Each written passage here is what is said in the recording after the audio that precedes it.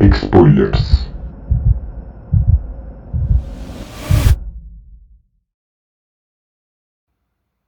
Hola, profe, qué gusto verte.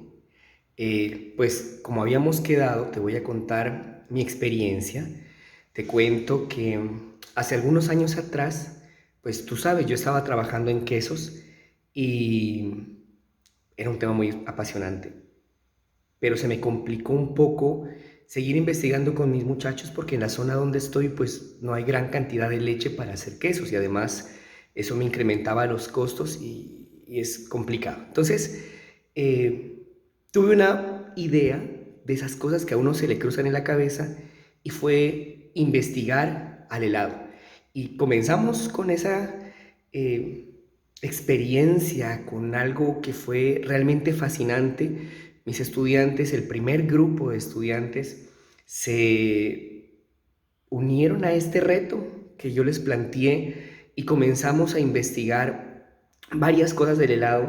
Primero, mirando la formulación del helado, la composición, qué hacía cada uno de los componentes dentro del helado. Y te cuento que esto fue fascinante, porque cada vez que dábamos un pasito y descubríamos algo nuevo en el helado, nos dábamos cuenta que se nos abría un nuevo mundo para trabajar. Y poco a poco fuimos descubriendo que había unas metodologías para analizar el helado, sus propiedades físicas, sus propiedades químicas, sus propiedades sensoriales, sus propiedades funcionales. Entonces había una gran cantidad de cosas por investigar y un grupo se unió a nosotros para trabajar en estabilizantes, otro grupo se unió a trabajar planteando ideas como, por ejemplo, quitar la grasa o parte de la grasa y colocar algún sustituto de la grasa para que ese helado no tuviera un alto contenido de materia grasa. Otro grupo me dijo, profe, ¿por qué no hacemos algo y utilizamos esa cuestión de la formulación y metemos lactosuero? Y así le incrementamos la cantidad de proteínas. Y así fue, lo logramos, incrementamos la cantidad de proteínas. Otro grupo me dijo, profesor, ¿has escuchado de los probióticos? Yo sí, claro, yo he trabajado con probióticos. ¿Por qué no le metemos probióticos al helado? Y le metimos probióticos al helado y el helado nos funcionó, nos aceptó los probióticos y fue un adecuado vehículo, un vehículo muy interesante para transportar esos probióticos. Y algo interesantísimo, le permitió a los probióticos vivir durante mucho tiempo ahí, dentro de la matriz del helado, con unas condiciones adecuadas, óptimas, que nos permitían que estos muñequitos, pues, nuestros probióticos lograran vivir mucho. Luego, otro grupo me dijo, profesor, ¿y por qué no comenzamos a buscar la forma de que el helado no se derrita? Le dije, listo, hagámoslo. Y entonces comenzamos a mirar qué ingredientes nos ayudaban a que nuestro helado permitiera o permaneciera más tiempo dentro de esa estructura, se mantuviera con esa estructura. Porque algo que pensábamos es, bueno, y un padre de familia cuando le da un helado a su niño, ¿qué pasa?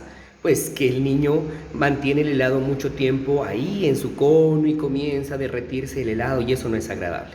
Entonces, si logramos un helado pues, que se mantenga más tiempo como helado, entonces evitamos ese problema y a eso lo determinamos con propiedades como la caída de la primera gota, el tiempo de derretimiento. Luego también estudiamos cómo lográbamos incluir aire en el helado y mantener esos globulitos de aire o esa estructura con el aire adentro.